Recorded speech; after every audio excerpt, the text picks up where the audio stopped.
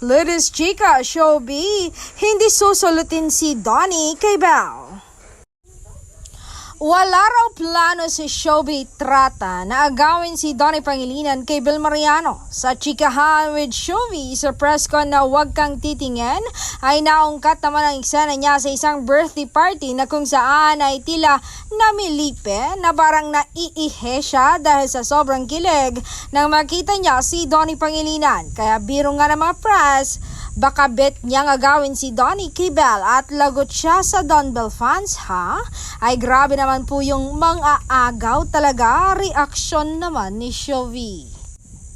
Pero sa lahat ng Don Belle fans, gusto kong mag-sorry sa inyo if I reacted that way. I'm so sorry if I'm always fangirling over Donnie. I will do my best para pigilan na ang nararamdaman ko next time. Pero he's really just a crush. Wala pong chance na magka-level kami ni Donnie kasi si Donnie po ay isa ng kumikinang na between. Ako po ay papausbong pa lang po.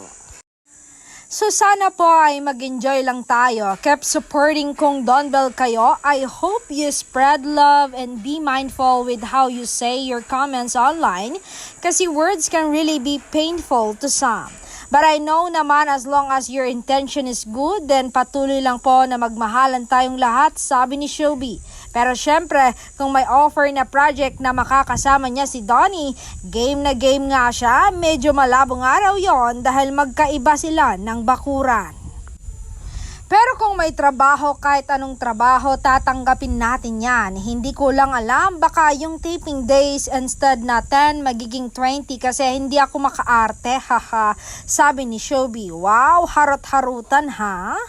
Haha, tawang-tawa na reaction ni Showbie. Anyway, special participation lang si Showbie sa Huwag Kang Titingin na dinirect ni Frasco Mortez.